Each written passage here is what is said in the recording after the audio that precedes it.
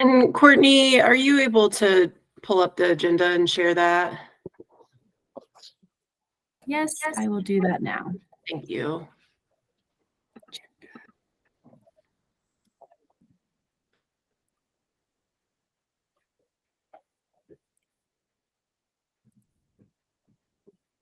Awesome. Thank you.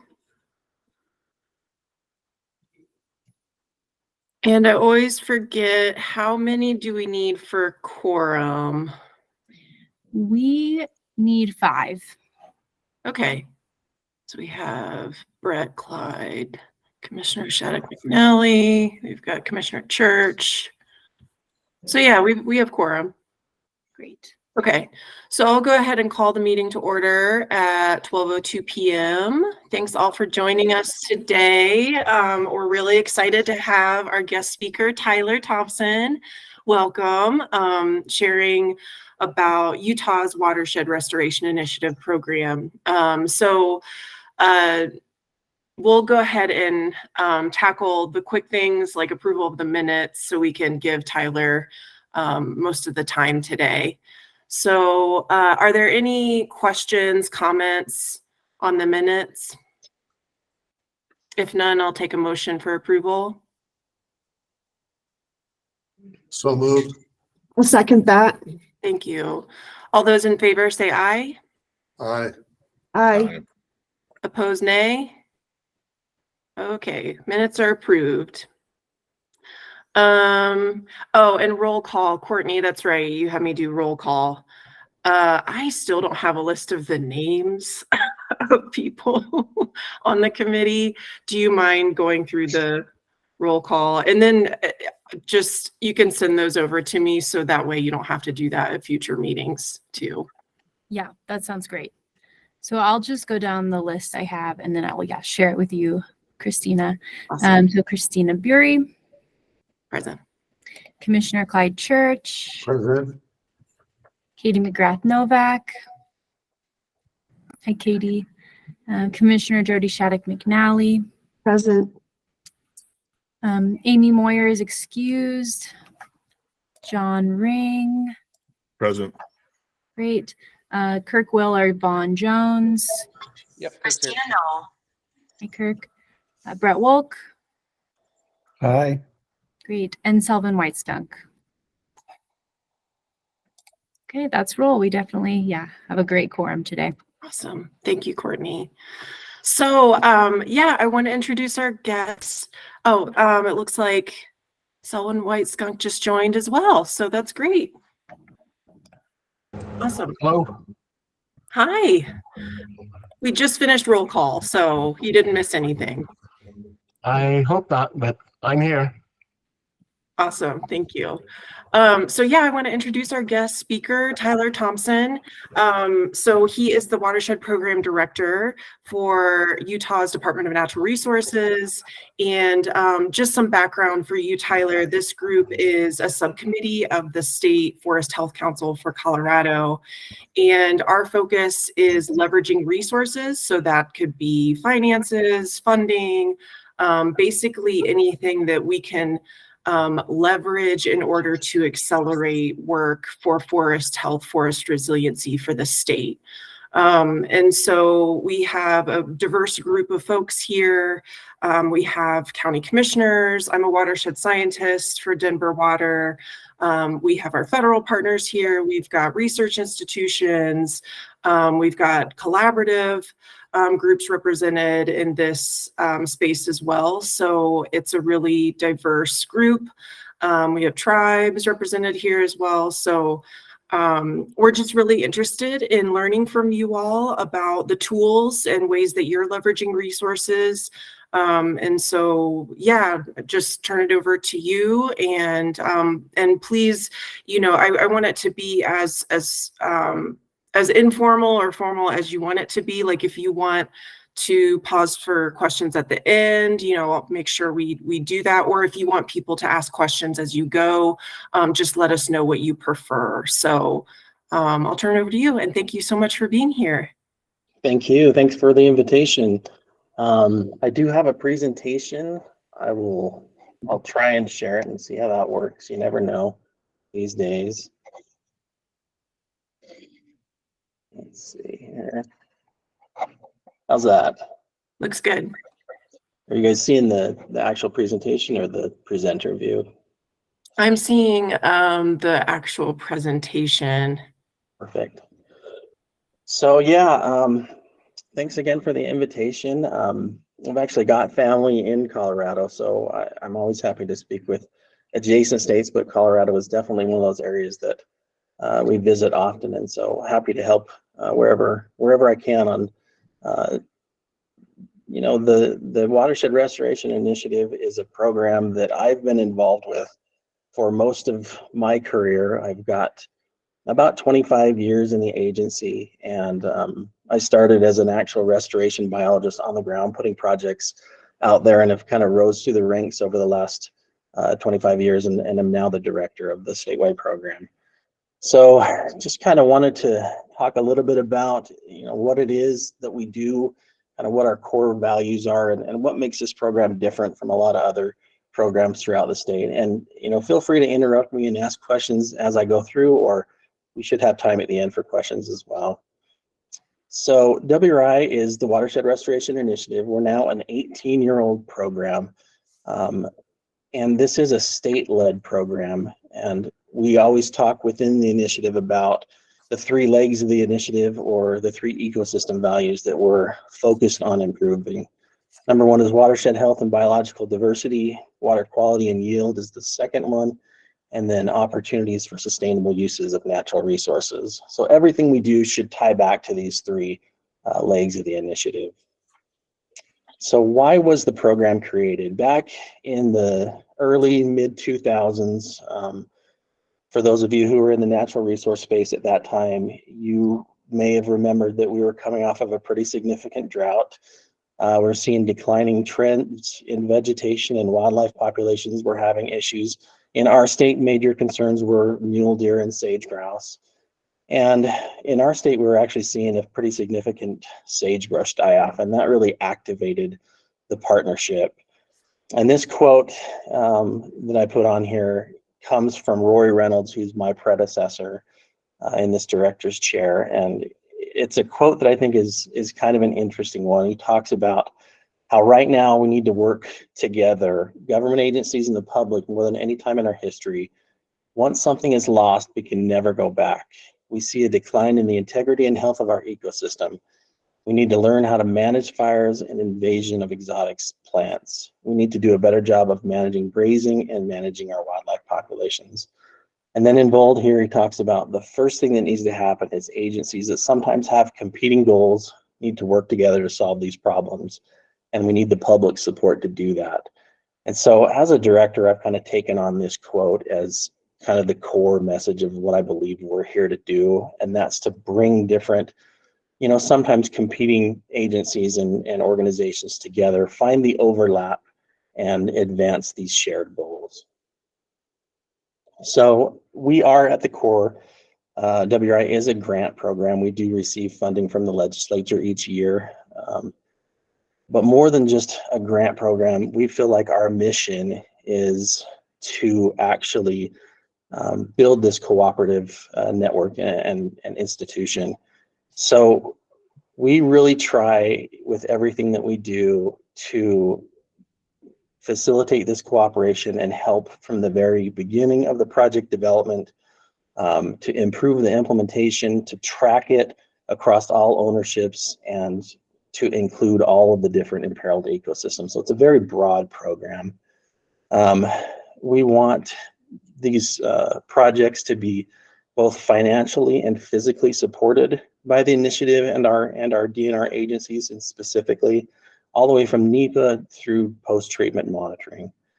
And then the third thing, provide funding partners a long-established successful program to address not just the current issues, but any future issues that may come up. So what makes this program successful? Number 1, it is a state-led program, and I believe that that's one of the things that makes it successful. As a Department of Natural Resource agency, we are tasked with managing natural resources that cross ownership boundaries. And so it really does make sense for the state to take a leadership role. This is a very broad partnership. We promote not just these gatherings, but we promote shared leadership, ownership, and responsibility, and we share credit freely as well. We've heard quite a bit about all hands, all lands in the last 5 years or so, and we've taken that on and really believe that that's kind of our motto as well. But we put in parentheses that we want to just practice it. We want to practice it, not just talk about it.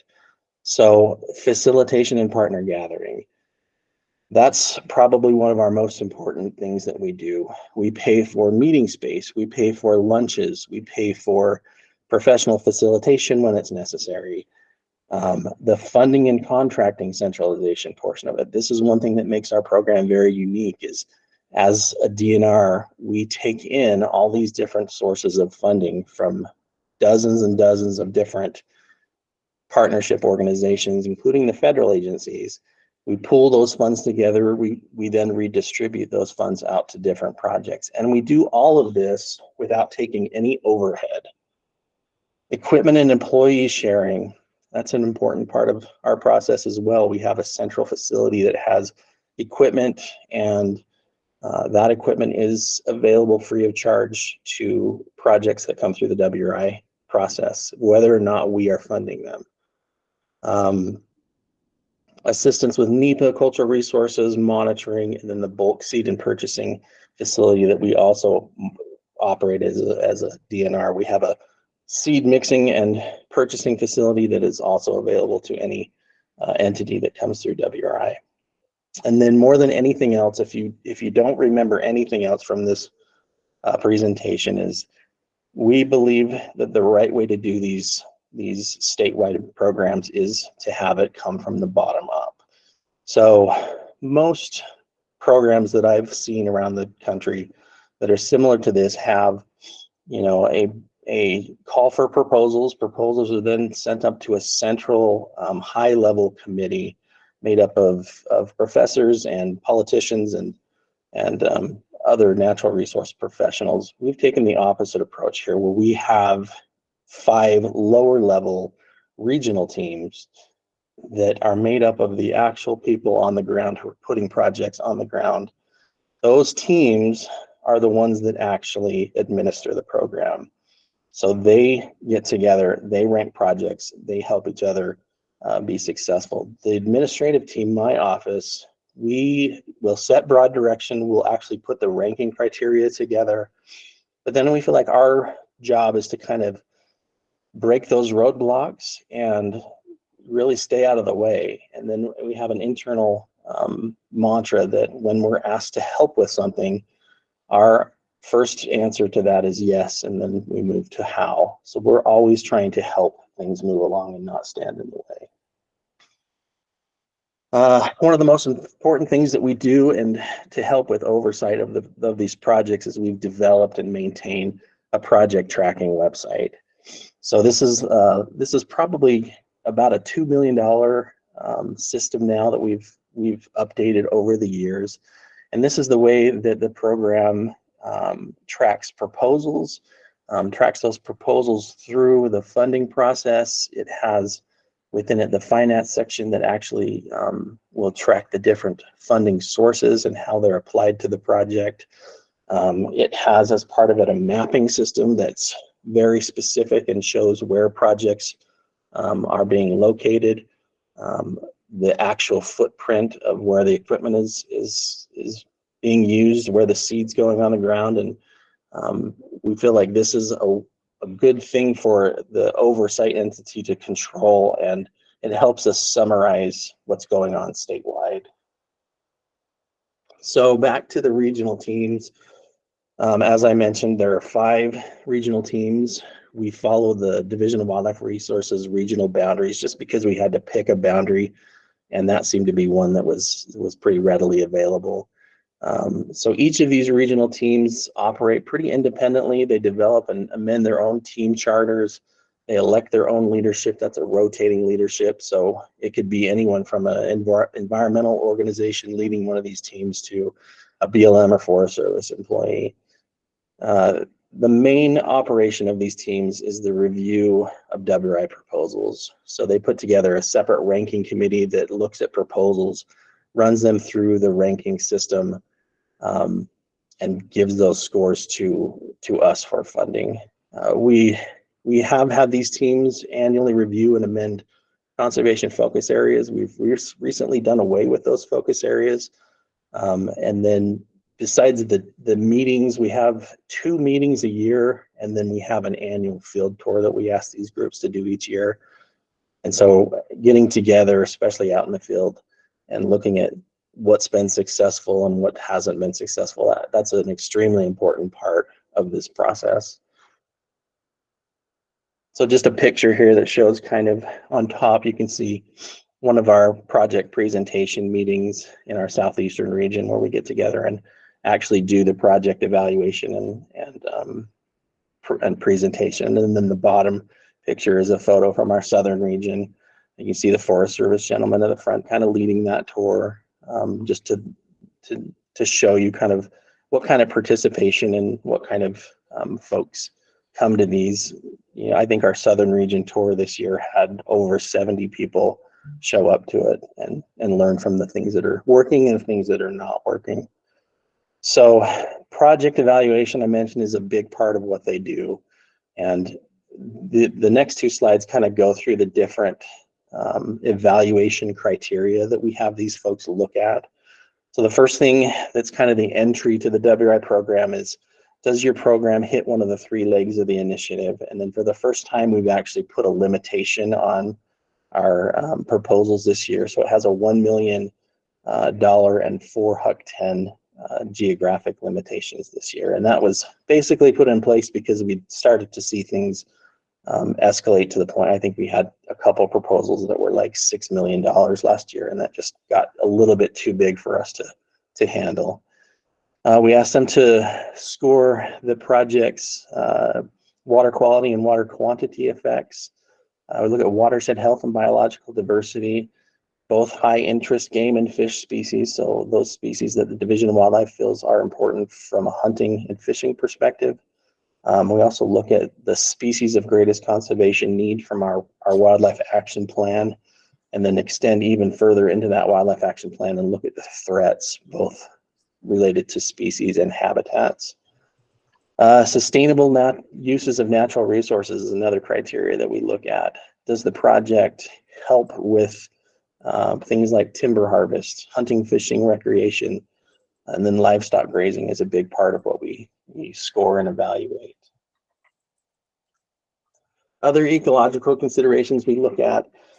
This is a new criteria for this year. We're asking project managers to justify not just where they're working, but why the project needs to happen at this time. So this is our new why here, why now, and it's kind of replaced our predetermined focus areas. So we're asking project managers to go into their own agency's planning documents and pull out these locations and tell us why they're actually choosing to work in these areas. Fire and fuels is always a big part of what we do. I'm sure it is in your state as well. So we have a ranking criteria that asks project managers to evaluate how fire and fuels and reduced risk will be affected. We want to look into the future and make sure that future management is a consideration. We want to make sure that if there are different issues that have led to this area being degraded, that those issues are being dealt with and resolved, and that there's a plan to do that. And then finally, we look at these administrative and partnership considerations. Have you included partners? And we actually give additional points for projects that reach across ownership boundaries. So if the Forest Service or the BLM comes with a project on their own lands, they actually can have their proposal elevated if they work with adjacent non-federal landowners. Monitoring is always important with what we do. How other management plans relate to what we're doing, those goals and objectives are always important, and we're always looking for the overlap. And then we have a process and proposal improvement bonus point structure that helps us get better proposals each year and make the burden on our ranking teams a little less. So this is a graphic that I put together that most people that are interested in the money are interested in seeing this. This basically shows where our funding comes from. It looks like it got cut off a little bit, but you can see that the major sources are Watershed Initiative, our funding from the legislature, the Forest Service, the BLM.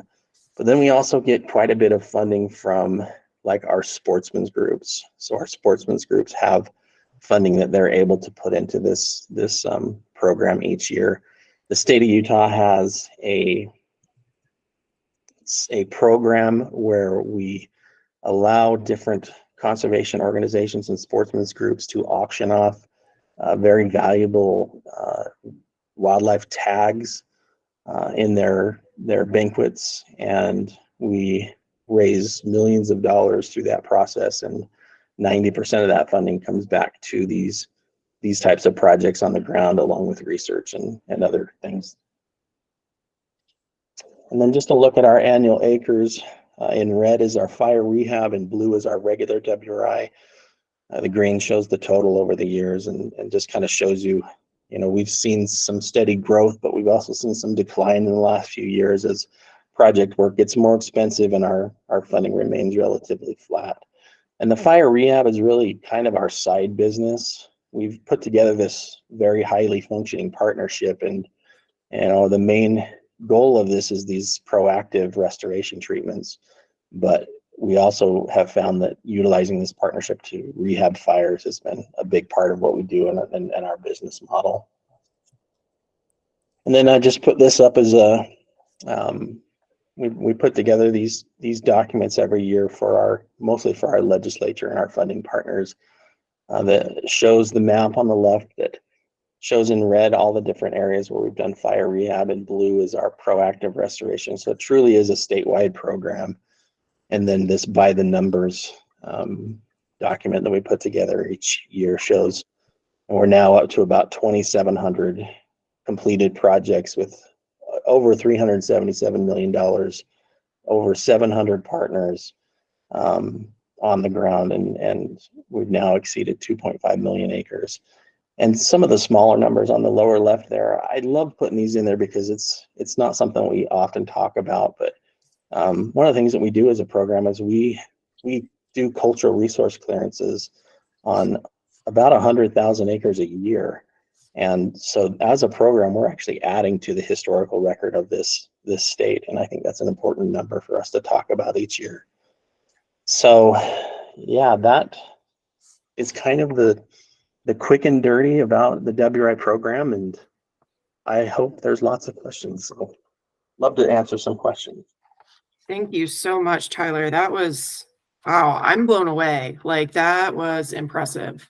I'm kind of speechless. I mean, those numbers are significant. So yeah, definitely we'll have questions. So yes, Commissioner Church, go for it. Yes, thank you. You mentioned you auction off valued tags. Are these hunting permits or something special?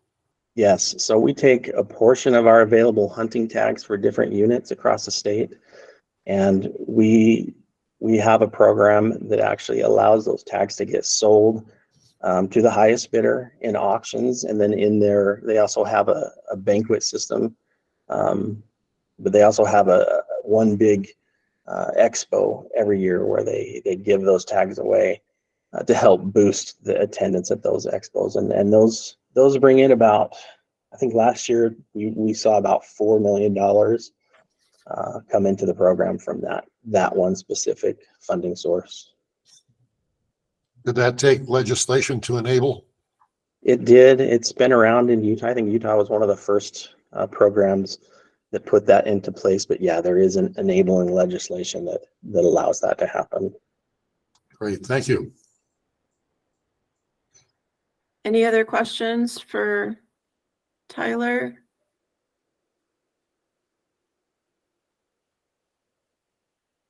Yes, go ahead, Courtney.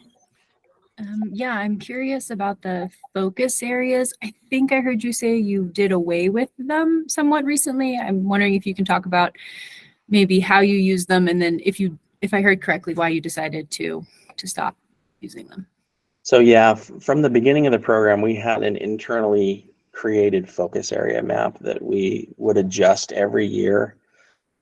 And what we'd seen over the last several years is that had kind of become a bit of a washed out process where most of the regional teams would just allow any additional focus area to be included into that map. And so we made the decision several years ago to reduce the impact of those focus areas. And then this year we've actually decided to do away with them completely. And that was a tough call for us because we know that a lot of our funding partners love focus areas. They love to see that we're focusing in specific areas. But what we found is that most of our funding partners have their own focus areas. They have their own areas that they want to concentrate in. And so we're kind of not doing away with the whole question of why here, but we're kind of putting it out to our partners and asking them to help justify why they're working in an area, and then look across to different agencies and different resource concerns and try to find overlap. And those are the projects that we want to elevate. Okay, that makes sense. Thank you.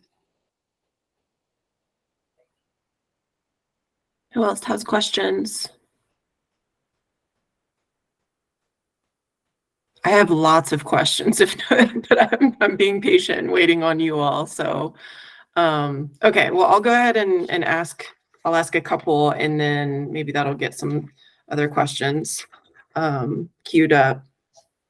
So, Tyler, when did this start? This whole initiative and like the basically like the administration, when did that start for the program?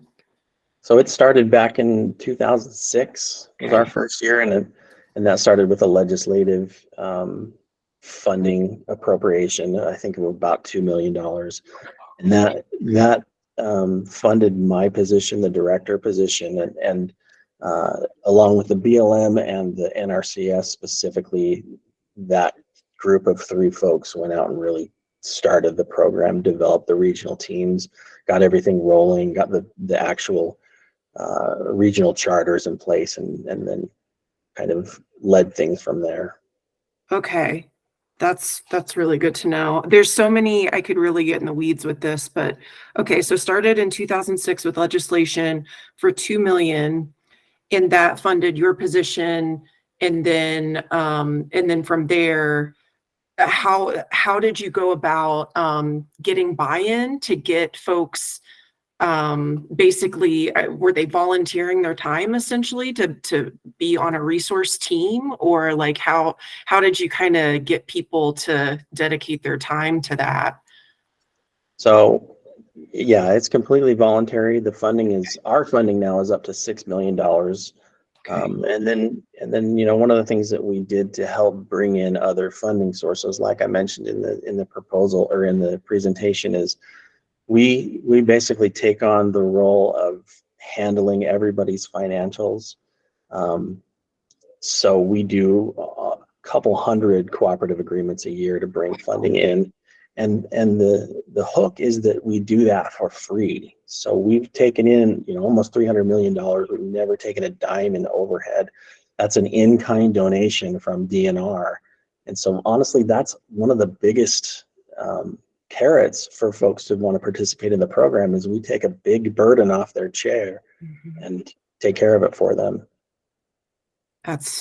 Wow, that's so impressive. Okay, last question, and I'll see if other folks have questions. How do water utilities engage? Are they a funder, or are they part of the resource teams? Are they not engaged? They are becoming more and more engaged. I think one of the biggest things that happened was back in 2018, we had a big fire year. We had a huge fire that burned a large watershed that flowed into one of the reservoirs that are one of our largest water companies pulled from. And they ended up having to spend millions of dollars to protect that intake. And it really opened their eyes to the value of helping with upper watershed management. And so, yeah, we've seen our Central Utah Water Conservancy District, our Weber Water Conservancy District and others start to attend the meetings, participate. There's always been a seat open for them on the ranking committees. And then they're starting to actually fill positions. So we've got a few restoration biologists that have now come on in the last 6 months or so, and they're starting to push funding into the program as well. Not as much as Denver Water, and you guys have always been one of our, one of the programs that we've looked to kind of help motivate our water folks, but we're seeing more and more participation from them. That's good. Yeah. Any more questions? I could keep going, but please, yes, Courtney. Yeah, I'm curious about the multiple funding sources that come together. Will a recipient of funding receive money from one specific funder based on similar values or projects? Or when you receive funding, it just comes out of the big pot, like the money comes into a pot and out of a pot and it doesn't flow specifically? So the only funding source that is attached to projects based solely on the ranking is my funding, is the DNR funding. We then take the ranked suite of projects to all of the other funding sources and get them to assign their funding to whatever project they would like to on the list. It's completely voluntary. The sales pitch, of course, is that the higher ranked projects you fund, the less funding you have to put into it. The more partners you'll see that'll come in and join you in that funding, and the further down the list that you can get. So our projects could have a dozen funding sources attached to it, and that's part of what we do, is help manage that dozen funding sources to make sure that everybody's getting kind of a little piece. And most of these funding sources, they want little pieces of lots of projects that they can talk to their constituents about being involved in. So we help make that happen. And then my funding, the WRI funding, we kind of go last. So once everybody else has plugged their funding into projects, we start at the top and fill it up to the top and go to the next one, fill it up to the top until we're out. And then sometimes we have to go back to partners and say, this project down here lower on the list that you wanted to fund, it didn't get fully funded. Your options are to either fully fund it or to put your funding back up a little higher. And we kind of have to do a little back and forth with some of our bigger funding sources. Oh, that's a lot of coordination that you do. I'm very impressed hearing all that. John, you have a question? Yeah. So, hello, I'm John Ring. I work for the BLM in Colorado, and I know that we're a pretty large partner out there in Utah for WRI. I guess my question is kind of the back end. So we talked about how the funding is, then how do you report out? Because, like BLM dollars specifically, they want to show what did you get for those dollars, right? If it's not on BLM land, I mean, where's that? There's kind of a rub there, at least in my mind. How does that work? I guess you're reporting out on specific partner money, I guess. So with regard specifically to the BLM, we have a very large assistance agreement with the BLM. They work as the same type of partner that we've talked about before, and we don't use BLM money on lands that aren't BLM. So we may have a project that crosses from BLM into state or private or Forest Service or whatever, but with regard to any other land that's not BLM, we'll find additional funding sources to pay for that. And so we report back through BLM Utah has a WRI coordinator whose name's on that assistance agreement, and we work with them to do quarterly reports on where we're using their funding. Thank you. Commissioner Church. Yeah, mine is question is similar to John's. How do you handle the grant management and all of the detail, the labor reporting, the equipment, the materials? Do you handle that, or does the funding agency handle that? So technically we handle it. I have an amazing staff that, I have a job that I did for 10 years that the guy literally does over 200 different contracts a year. And it's a major part of his job. But we try to make it known, with our funding partners that we believe this is a partnership. It's not like we're working for you. We're here to help you. And so a lot of those reports are put together and submitted jointly, under our name technically, but it's something that we feel like we should be doing together. And a lot of our ability to request that help comes from the fact that we're doing it for free. Thank you. You bet. Diana. Oh, sorry, Tyler. If you had more to say, I didn't want to cut you off. Nope. Okay. Diana, go ahead.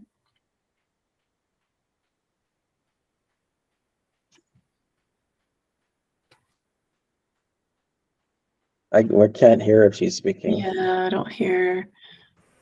Hey, Diana, there you are. Okay. sorry about that.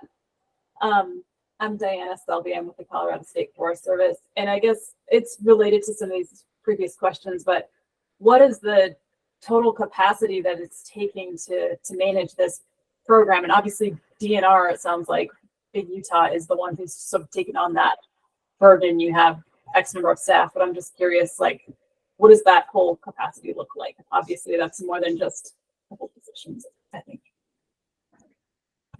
Yeah, capacity is something that we often talk about, and it is a challenge. Like I said, one of the things that we do is our contracting model is such that as a state, we take a project that may be on 3 different ownerships. We put one contract out. It's under, most of the time it's under our Division of Wildlife Resources. And so the actual contract manager is a restoration biologist on the ground in southern Utah.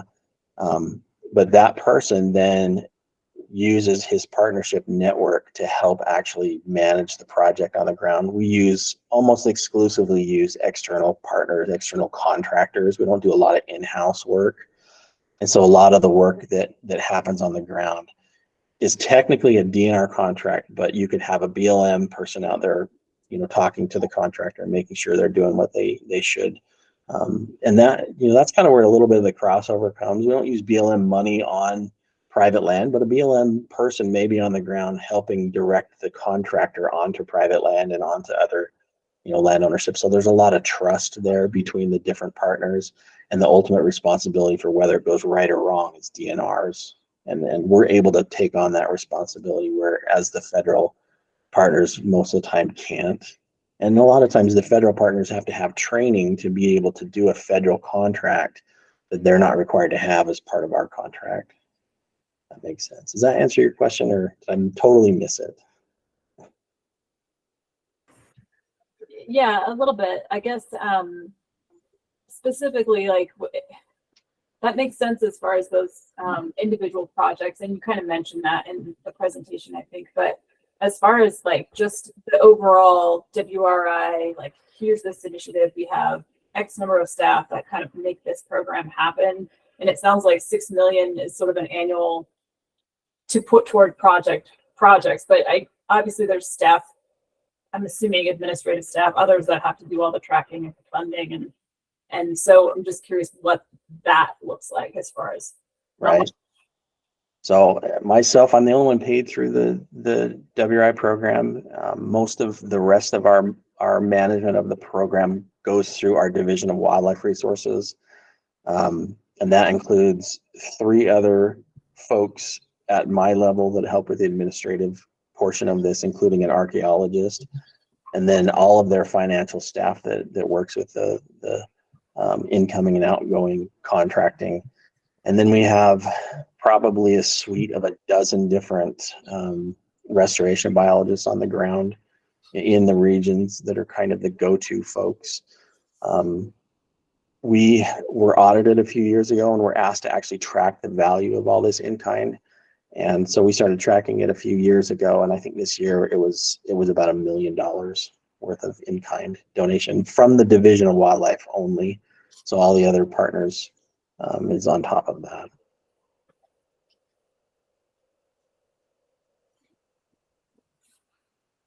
Yes, Selwyn, go for it. Okay, good afternoon, Mr. Thompson. This is Selwyn Whiteskin from the Ute Mountain Ute Tribe. As you know, or you're about to know, the Ute Mountain Ute Tribe has lands in Utah, which borders the San Juan River and has recaptured dam, on the north side of Blanding, Utah. And there are potential creeks that and then there's not only the Ute Mountain Ute tribe, but you have 7 other indigenous nations in the state of Utah. How does your program work with the tribes, or is that still work in progress, or is there a system in place to address their watersheds as well? So we do work with the tribes, both at the state level and mostly through the regional teams. It's funny because I've got a meeting in Blanding tomorrow, so I'll be headed to Blanding tonight. It's something that we definitely can improve on.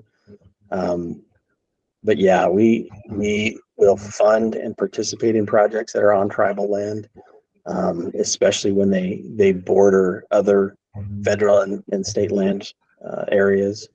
But you know, it's a program that's open and available to all. And you know, we've gotten some participation, mostly in our Uinta Basin from the Ute tribe up there, our southeastern portion near Blanding in that area. We've probably got a little bit of work to do to get you guys more involved.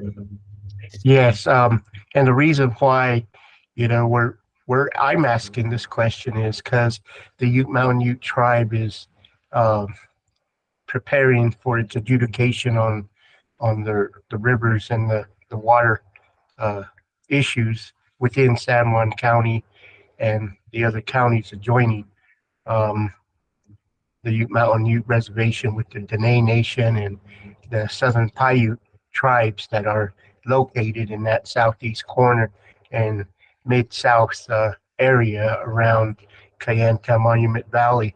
So it would be interesting, a dialogue that would help the tribe in many different ways, or whatever opportunity exists for the tribes to get into a project to make improvements, because there's a big push in that area of water, particularly along the Colorado Green River and San Juan River Basin as well. So it'll be interesting. Thank you. Any other questions? Yes, Brett. Yeah, thanks a lot, Tyler, for joining us. I really learned a lot and appreciate your presentation. I'm Brett Wolk with the Colorado Forest Restoration Institute. Unlike Christine, I have lots of questions. I guess if I could do 2, what is you mentioned project level monitoring was either required or suggested. Is that a responsibility of the grant recipients to do, or does the state support and do some kind of standardized monitoring, or what does that look like? So it is the responsibility of the grant recipient. However, we do have a statewide program that they can often utilize. That it's our Division of Wildlife Resources does a pretty extensive range monitoring program that can add sites if requested. We also use third-party contracted folks to do our monitoring. It's not necessarily a requirement of the program, but the program is competitive enough that if you completely ignore monitoring, you're not going to get funded. And can that can be funded as part of your grant proposal? Yes. Is that right? And we even dabble in a little research if it's related to project as well. But monitoring, absolutely, we fund that. Cool. And then I'm curious, so a lot of the questions have focused on your funding model and how you're managing the grants. I'm wondering, this is a committee on leveraging resources. Do you feel like you're leveraging resources? Are the examples of projects that you think wouldn't have got funded if this program didn't exist? Or, are you actually leveraging resources? Are you funding the same projects that you would have funded anyways? Yeah, I think everyone had independent programs. Right. Yeah, I think the model before this program was one that everybody kind of worked on their own land and nobody talked to each other. So I think just by working together and working across ownership boundaries, that in and of itself saves money and helps leverage additional dollars.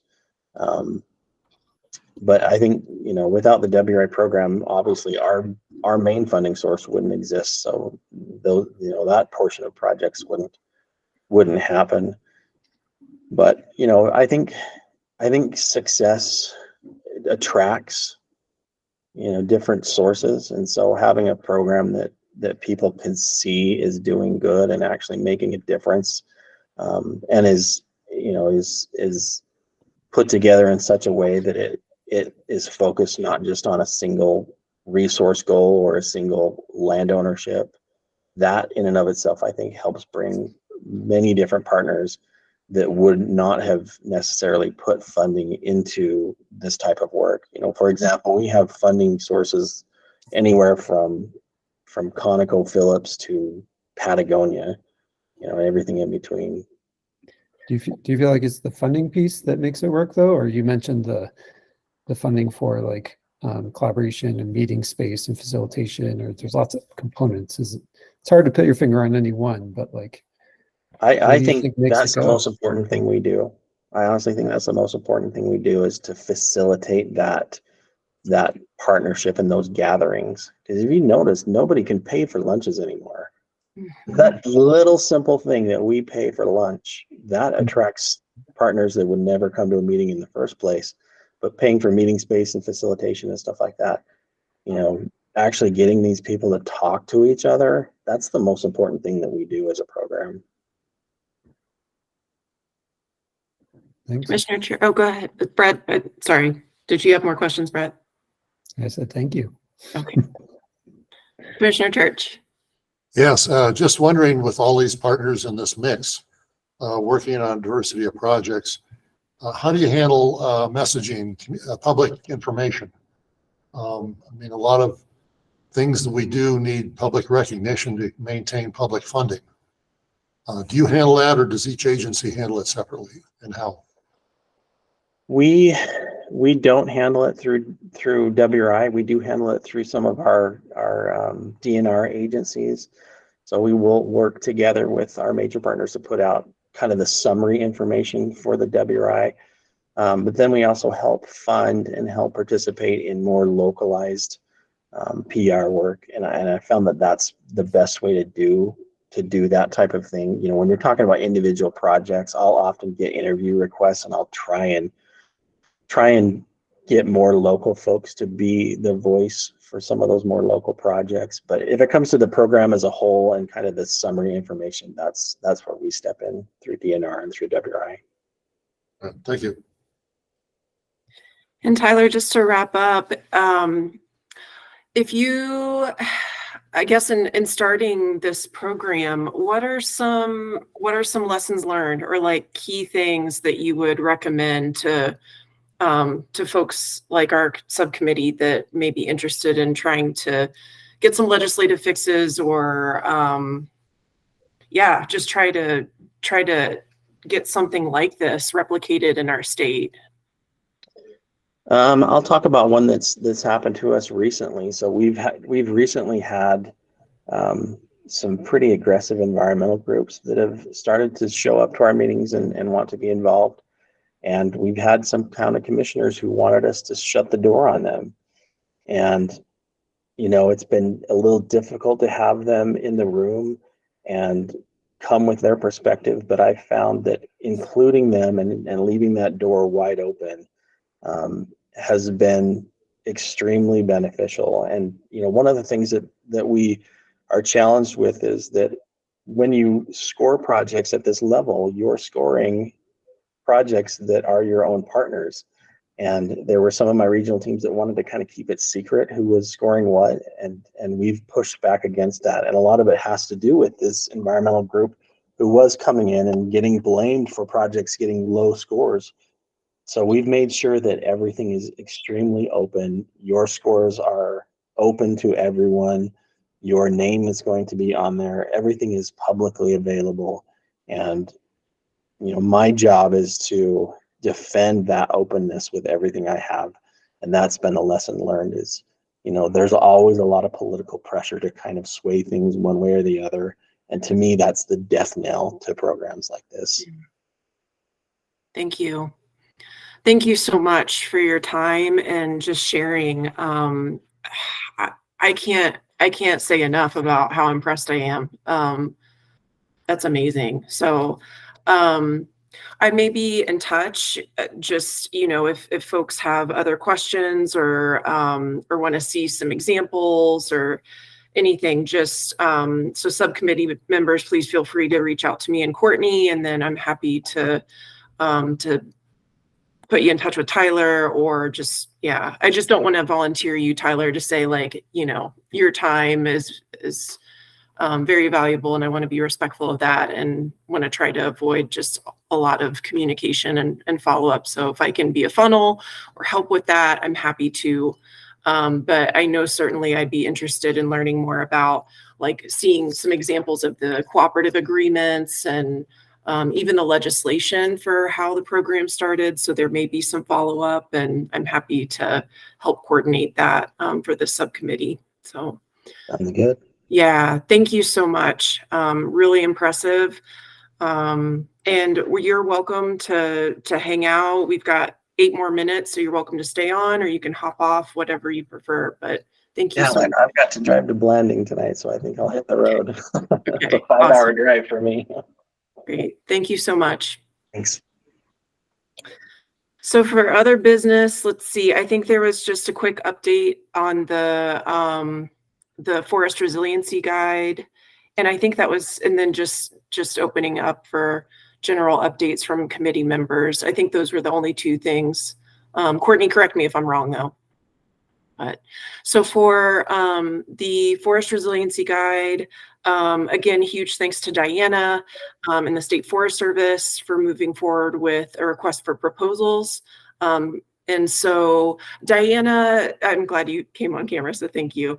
Is that out yet? Are you actually asking for proposals now, or what's the time frame for that? Yeah, so actually that's a question I'm bringing to the group today. So I have that submitted to our contracts manager. And then what I was told is that there's things are pretty backed up, I guess, as far as going through that at the CSV system in general. So it's going to take a little while. So there was a couple of options. One being we just go through our normal process, solicit as many people as we can to put in a bid for the project. I'm told, let's see, I'm just going to try to read this note just so I'm saying the correct thing, but I think it's somewhere as far as maybe a couple of months, just because of, like I said, backup, and then knowing that there's holidays coming and this time of year is just things are going to be a little bit slower. There'll need to be a committee that would review the proposals and then some meetings along with that. I think that would be that smaller group that we've already kind of been working together. That includes Katie, Brett, and Christina. So that's kind of our main option. That's sort of what we were going to do to begin with. There's another facilitator group that we already have an agreement with that we've been working with. Our Communications and Communities Division has been working with. So we could get a direct quote from them, and if we are happy with that and like that, we could just go directly with them, and that would be just a couple of weeks instead of maybe a couple of months. The feedback I've gotten on this facilitator is that they, are pretty friendly, responsive, good communicators. They've had some logistical issues with hybrid meetings and have to be prompted with some pre-meeting planning on occasion. So, and I'm not sure exactly how good of a fit they would be for this particular project, or if they would even be interested. So there's some of those things to consider as well. So we can go either way. And I guess it's sort of, I just would get input from this group as far as if we want to just go with the longer process, in which case I think we would probably modify our timeline, which originally had until June 30th of 2024. We'd probably want to extend that, and through the end of the calendar year would be my guess to have the project complete. Okay. Yeah, I certainly want to get feedback from folks on that. Just my recommendation is I'd rather do it right than quickly. So I'm all for just your first option of just delaying it. So that way we get the right firm or the right consultant, facilitator, whoever. But that's my recommendation. I'm curious, do folks have strong feelings? Do they feel differently?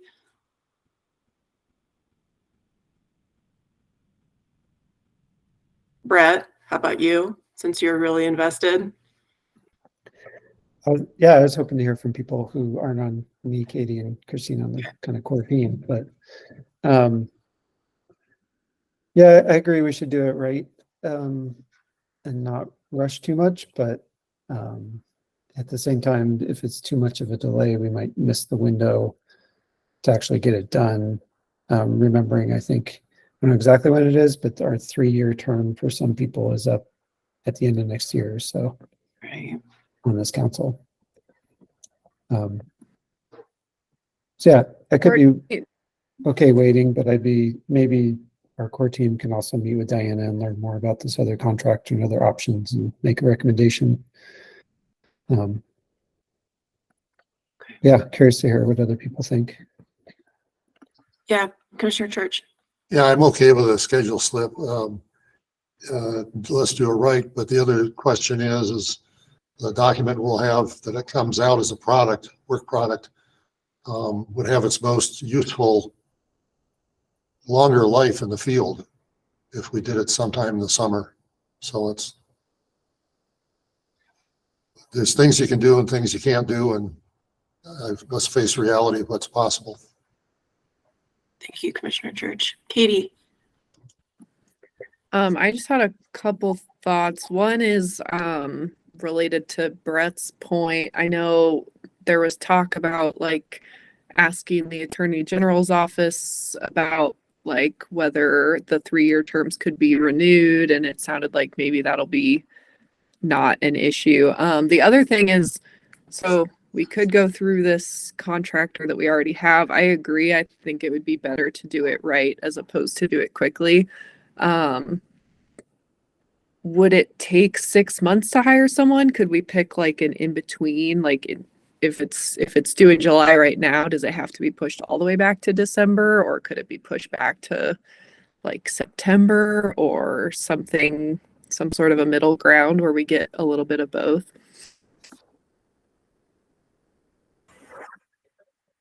I mean, it won't take 6 months to have the consultant on. That would be probably that 2-month-ish process. It's just then the time frame they would need to get feedback, get input from technical experts, get all of that put together into the document, have enough time for planning those meetings, reaching out, all of that stuff. So I don't know that it has to go all the way to December. I just, definitely would not want to try to squeeze it in like just a couple months, because I think that's crunching the timeline a little bit too much. But we can certainly just modify it a little bit. So I think given the time, so Diana, our smaller like work group, will just let us know what you need. It sounds like we support the first option where, having a bigger pool of consultants is preferred. But I'll provide an update at our next December 11th subcommittee meeting. And if you have any thoughts in the meantime, just please reach out to me and or Diana. So given the time, it is 1 o'clock, so I'll take a motion for adjournment. I think if I could get one quick thing Sure. in, the call for data for the forest tracker that we've talked about closed last week. We're still going to reach out to people, and if you know people who are like, oh, I didn't know about that, but I still want to submit data, tell them we still want their data. Okay, thanks, Brett. Okay, I'll take a motion now for adjournment. I'll motion. Is there a second? Second. All those in favor say aye. Hi. Aye. Opposed, nay. Okay, we are adjourned. Thank you so much for your time. Have a great day.